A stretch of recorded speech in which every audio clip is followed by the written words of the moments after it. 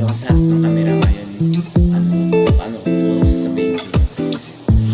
Una guys, nagpapasalamat ako sa mga taong susupport sa akin pag-content kahit ito'y hindi mag-aano maganda guys. Maraming salamat sa inyo. Sana parang araw ako sa inyo makabawi din ako guys.